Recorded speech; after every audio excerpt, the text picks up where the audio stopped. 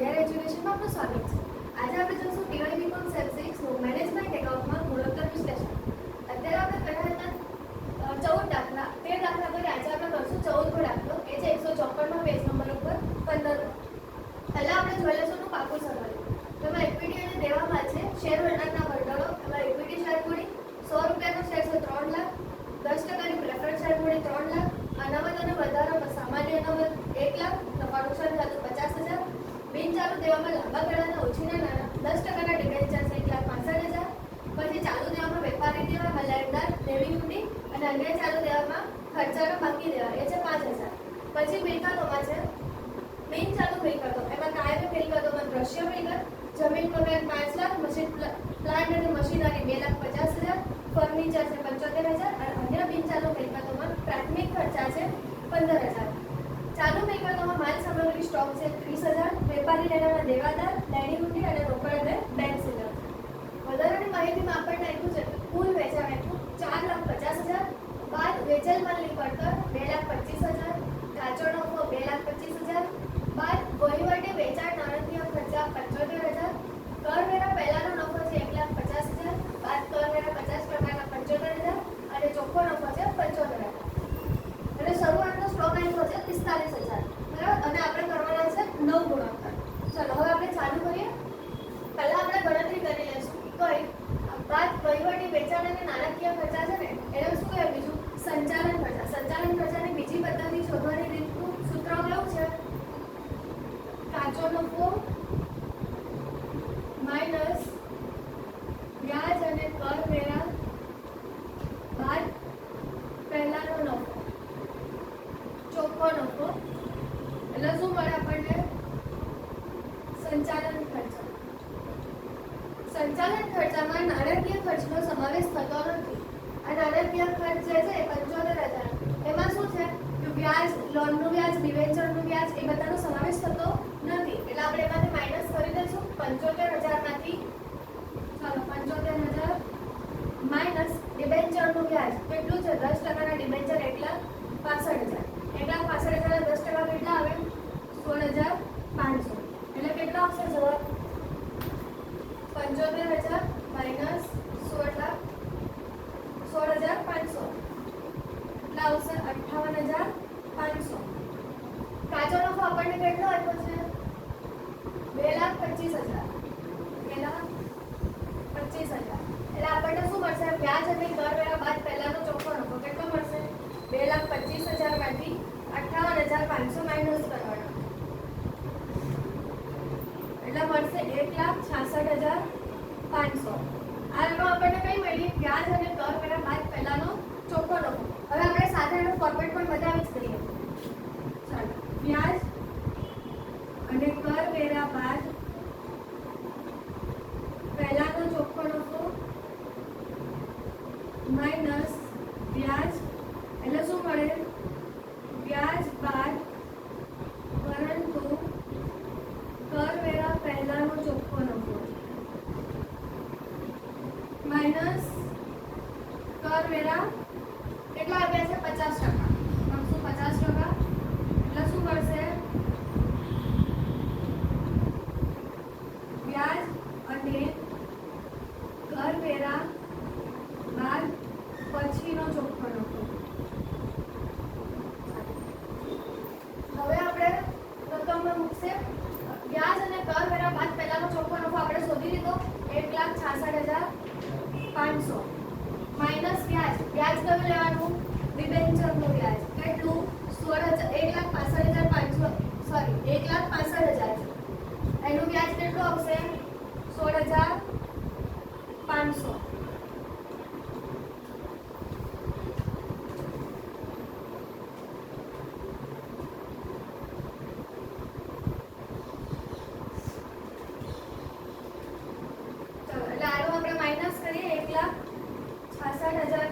Minus 16,500 તો આવશે 1,50,000 વ્યાજ બાદ પરંતુ કરવેરા પહેલાનો ચોખ્ખો નફો કેટલો આવશે 1,50,000. એના 50% કરવેરા છે કેટલા આવશે 1,50,000 ના 50% 75,000 1,50,000 માંથી 75,000 જાય તો 75,000 આવે બરાબર. 50% છે એટલે ચાલો હવે આપણે ગુણોત્તર ચાલુ કરીએ. કાચા નફાનો ગુણોત્તર પહેલું લખવાનું. કાચા નફાનો ગુણોત્તર બરાબર કાચો નફો સ્પીડમાં વેચાણ ગુણ્યા 100. ચાલો કાચો નફો કેટલો આપ્યો છે? 2,50,000 સોરી 2,25,000 સ્પીડમાં વેચાણ કેટલું છે? કુલ વેચાણ 4,50,000 ગુણ્યા 100. ચાલો કેન્સલ કરીએ. 2,25,000 ભાગ્યા 4,50,000 ગુણ્યા 100 એટલે આવશે 50/8. સોરી કાચા નફાનો ગુણોત્તર હોય તો શું આવે? જવાબ ટકામાં આવે બરાબર. પછી ચાલુ ગુણોત્તર. ચાલુ ગુણોત્તર બરાબર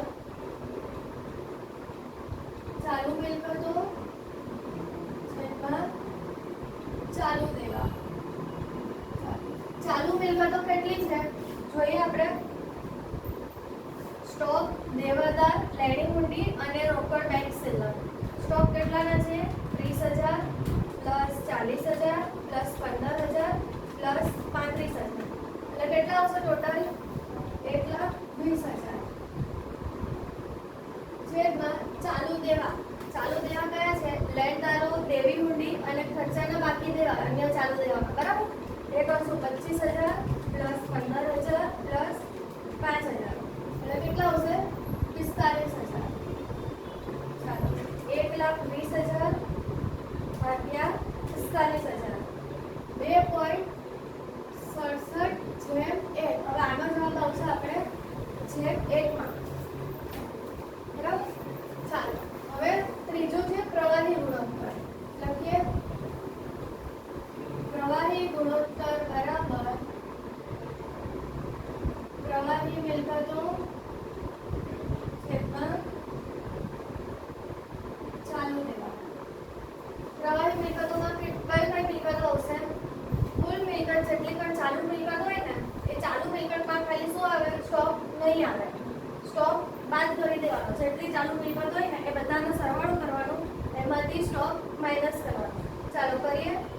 30,000 પ્લસ 40,000 પ્લસ 15,000 પ્લસ 35,000 આખા ટોટલ આવશે 1,20,000. એમાંથી સ્ટોક કરો 30,000 માઈનસ કરવાનો એટલે આવશે 90,000. પછી ચાલુ દેવા. ચાલુ દેવા આપણે અહીંયા ઉપર લખ્યો હમણાં 45,000 એટલે લખી દઈશું. લખીએ 90,000 ભાગ્યા 45,000 એટલે આવશે 2/8.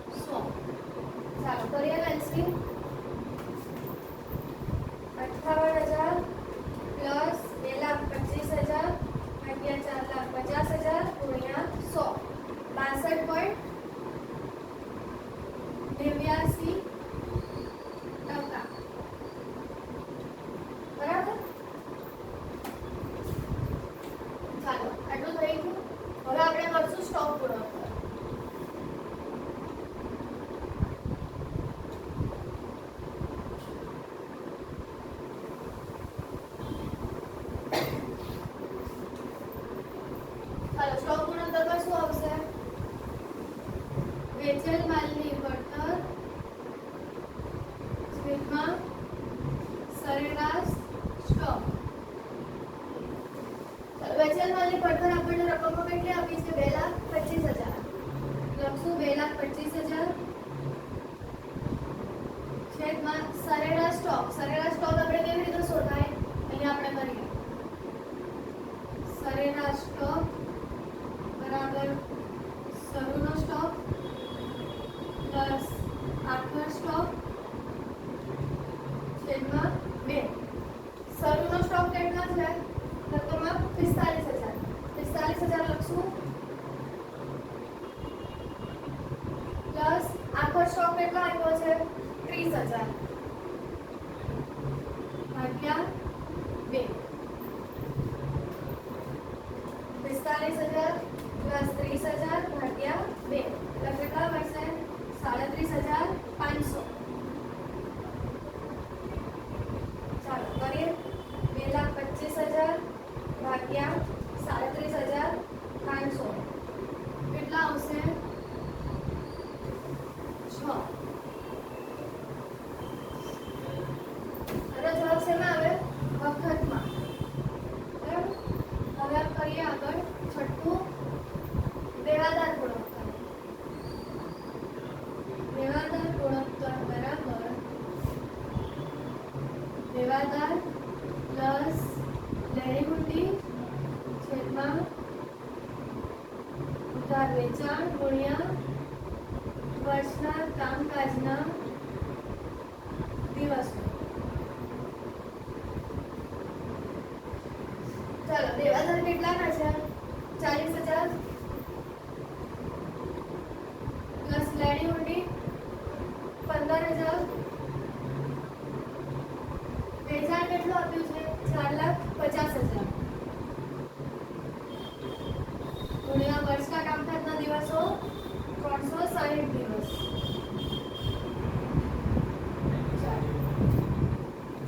40,000 પ્લસ 15,000 ભાગ્યા 4,50,000 ગુણ્યા 360 એટલા આવશે 43.99 એટલે કેટલા?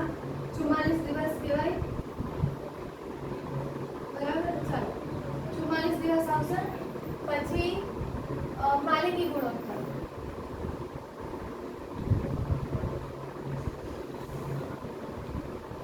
આ ચેપ્ટરમાં તમને જેટલા સૂત્રો આવડશે ને એટલા તમારા દાખલા બધા ઈઝી થઈ જશે. ચાલો માલિકી ગુણોત્તરમાં લખીએ માલિકી ભંડોળ છેદમાં કુલ વાસ્તવિક મિલકત. માલિકીના ભંડોળ કેવી રીતે શોધાય?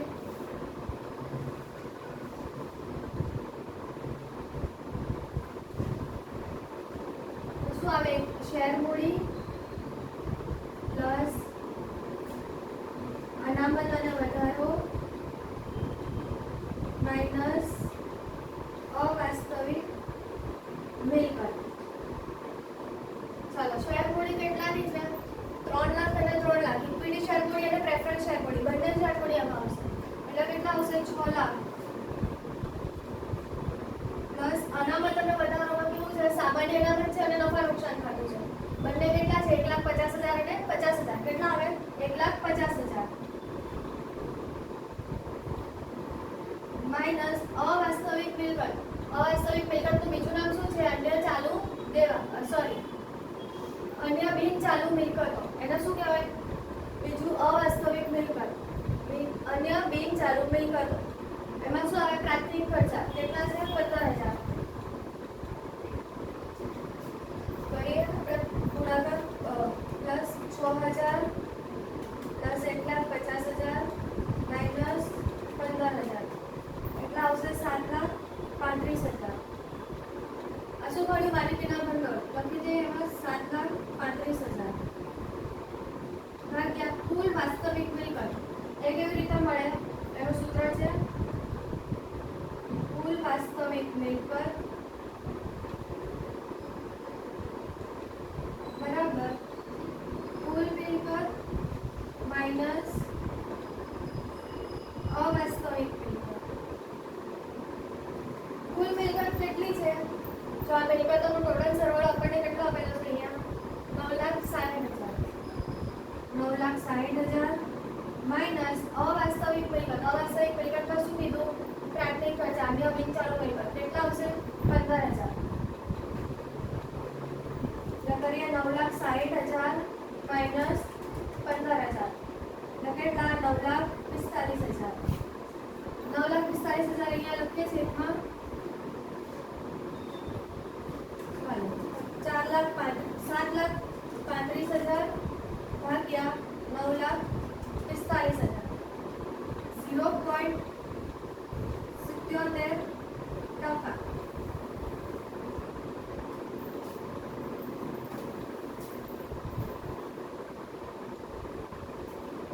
પરીક્ષાનો ભૂલ થાય છે આપણે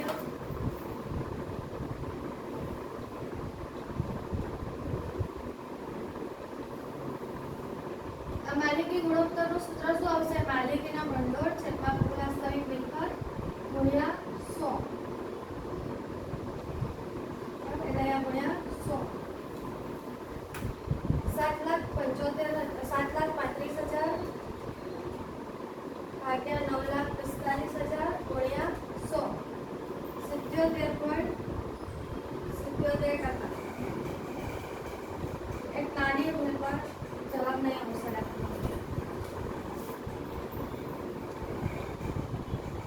આઠમું છે રોકાયેલી મૂડી પર વળતરનો દર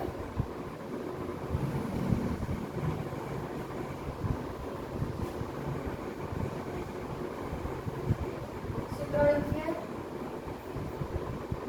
જો રોકાયેલી મૂડી પર વળતરના દરનું સૂત્ર શું આવશે કર હોય ને એની આગળ જે શબ્દ આવે એને લખવાનું છેદમાં શું આવશે છેદમાં રોકાયેલી મૂડી ગુણ્યા 100 ઉપર શું આવશે વ્યાજ અને કરવેરા બાદ પહેલાનો ચોખ્ખો નફો લખીએ વ્યાજ અને કરવેરા બાદ પહેલાનો ચોખ્ખો નફો બરાબર સૂત્ર આવી રીતે હવે આપણે રકમમાં લખીએ વ્યાજ અને કરવેરા બાદ પહેલાનો ચોખ્ખો નફો આપણી પાસે કેટલો છે 1,66,500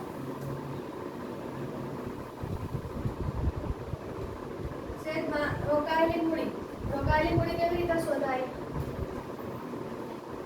શેર મૂડી પ્લસ અનામત અને વધારો પ્લસ લાંબા ગાળાના ઉછીના નાણાં માઇનસ અવાસ્તવિક મિલકત ચાલો શેર મૂડી કેટલી છે ઇક્વિટી શેર અને પ્રેફરન્સ શેર 6 લાખના 3 લાખ અને 3 લાખ એટલે 6 લાખના પ્લસ સામાન્ય અનામત અને વધારો અને નફા નુકસાન કરતો સામાન્ય અનામત કેટલી છે 1,50,000 વત્તા લાંબા ગાળાના ઉછીના નાણાં કેટલા 1,65,000 માઇનસ અવાસ્તવિક મિલકત કેટલી 15,000 એટલે 9 લાખ આવે રોકાયેલી મૂડી ગુણ્યા 100 જવાબ આવશે 1,65,500 ભાગ્યા 9 લાખ ગુણ્યા 100 18.5%. સમજાયો બધાને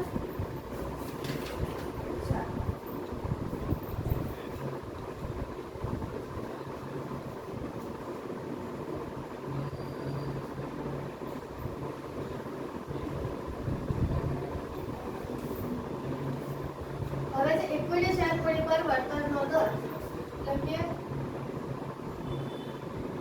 ઇક્વિટી શેર મૂડી પર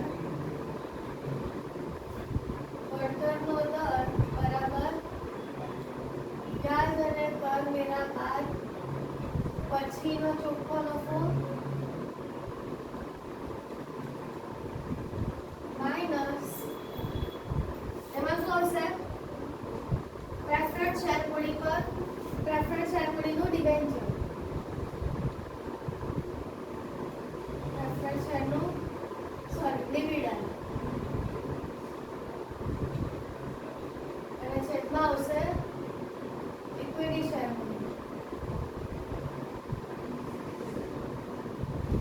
વ્યાજ અને કરવેરા બાદ પછીનો ચોખ્ખો નફો આપણે કેટલો મળ્યો 75,000 માઇનસ પ્રેફરન્સ શેરનું ડિવિડન્ડ. પ્રેફરન્સ શેર કેટલાના છે? 10% ની પ્રેફરન્સ શેર મૂડી 3 લાખની. તો 3 લાખના 10% કરીએ 30,000 છેદમાં ઇક્વિટી શેર મૂડી. ઇક્વિટી શેર મૂડી કેટલાની છે? 3 લાખ રૂપિયા. 3 લાખ ગુણ્યા